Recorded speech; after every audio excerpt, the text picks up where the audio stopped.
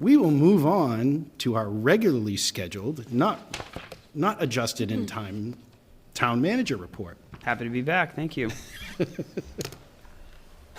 Chief Russell from the Tyngsborough Fire Department issued a reminder to the community today that we're still dealing with an elevated fire risk due to low humidity and moderate drought conditions. We've posted on tyngsboroughma.gov a list of tips and things that people should avoid for the next week. So the bottom line is residents should avoid all outdoor burning for at least the next week. I think last count there's something still like 50 fires burning across the Commonwealth, so certainly still very dry out there. The fire department will continue to provide updates as necessary. Generally speaking, our police and fire departments respond regularly to reports of fire, but they're more proactively looking specifically on larger parcels of land. We've had a couple between us and Chelmsford, small ones along Route 3. So any type of discarded embers or anything that's hot can cause a fire, so just be extra cautious. Not that anybody needs this reminder, but tomorrow is, of course, the presidential election, and while thousands of Tyngsborough residents, I think it's just above 3,000 at this point, have already cast their vote either by mail or through early voting, we are expecting, obviously, a large turnout tomorrow. I just want to take a minute to remind everyone that the people that you see working at the polls are your neighbors, so treat them with respect, follow the rules. They apply to everybody evenly, and be patient. We undoubtedly all have differences in opinions, but one thing that makes Tyngsborough so unique is our deep sense of community. I want to remind folks to treat each other with kindness, regardless of how tomorrow night ends. And of course, we'll post the results as soon as we have them on the town's website.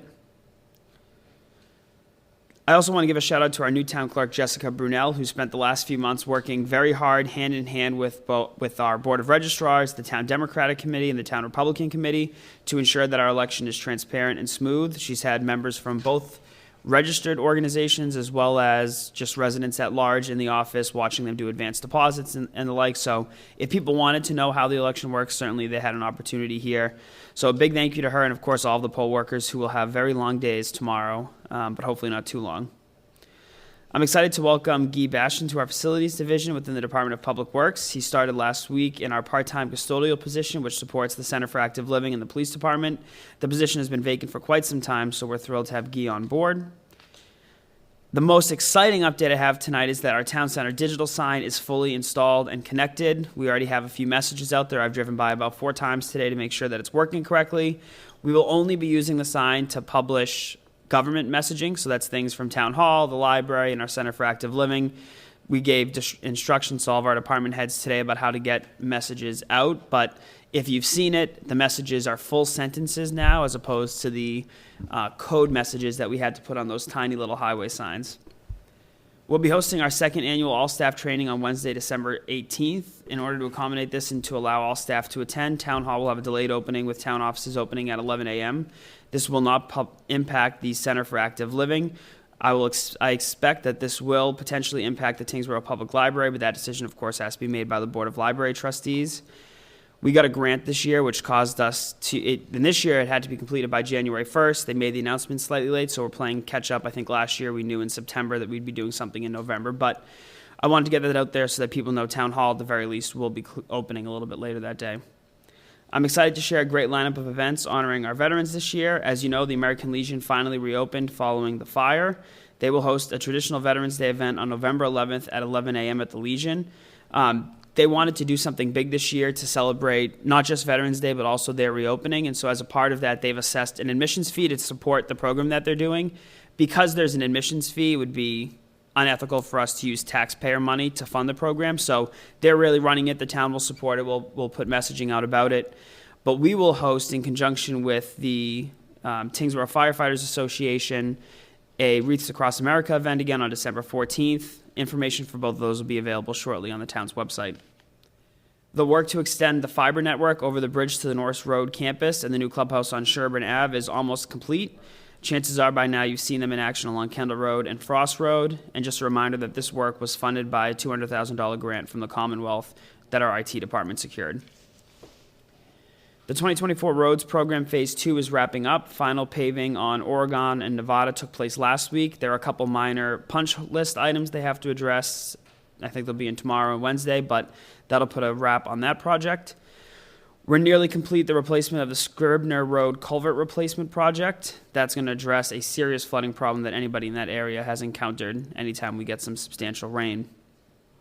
The engineering department once again received a grant from the Commonwealth to design 2 culvert replacements.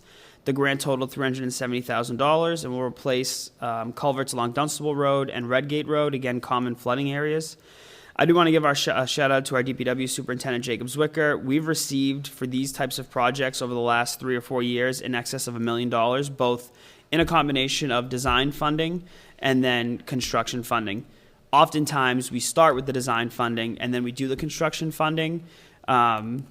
This is an area of town that probably before 5 years ago we really didn't pay much attention to, and so we have a lot of backlog in terms of culverts, but we've done a really good job under his leadership finding ways to get them fixed when we can. Our Economic Development Director and Town Planner, Ben McClure, is hard at work, working to ensure that we're a competitive place to open and maintain a business. He's been talking to several local businesses with the hopes of developing interest in a potential Economic Development Advisory Council. He's working with our IT department and the website vendor to develop a much more attractive and useful page for economic development on tyngsboroughma.gov. You've all seen the economic development brochures that we used a state grant to put together. Our hope is that we turn the economic development page into an interactive version of that with links to apply for the various licenses. We've done a lot in Tyngsborough to streamline the permitting process. Our office recently went online for liquor licenses, common vic, and entertainment. And so there are, aside from a business license, which is next, everything is online. It's all in the same portal. So somebody that's looking to open a business from scratch doesn't have to go through a million different hoops to get their business open. National Grid has implemented a rate increase for the distribution rates. According to National Grid, this is the first distribution rate increase since 2019. Of course, this is different than a supply rate increase, which they see every single year. And the supply rate increases that you would see from National Grid, town residents on the energy aggregation program are insulated from those because we lock ourselves into 3-year contracts. The rate on the distribution increase is approximately 2.8%, which they say results in an average monthly impact on residential users of just about $6 per month. A copy of a letter that we received highlighting this was included in the board's correspondence. Anytime they increase their distribution rates, it has to go before the Department of Public Utilities, who make sure that it's a justified increase. So they included a copy of their order permitting that increase as well. And then finally, as we head into the holiday season, I just wanted to point out 2 minor scheduling changes for the town offices. We'll close Town Hall at 4 p.m. on Wednesday, November 27th. Town offices, the DPW, and the Center for Active Living will close at 2 p.m. on Christmas Eve, Tuesday, December 24th. Thank you. Kat? Just 2 short items. The Tyngsborough Board of Health hosted a Rolling into Recovery event at Roller Kingdom. Approximately 50 students attended to celebrate those in recovery and their supporters. A big thanks to our regional public health specialist, Siobhan Lafreniere, for her coordination, and Roller Kingdom for their generous donation. The opioid task force met last week to discuss additional opportunities to use the abatement funds from the state settlement. The task force is preparing a community survey and forum to gain insight and feedback from the community to help guide future initiatives.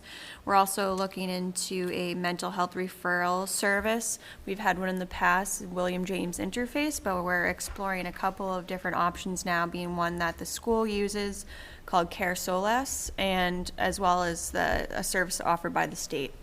So stay tuned for more information on that. Excellent. Thank you for those updates.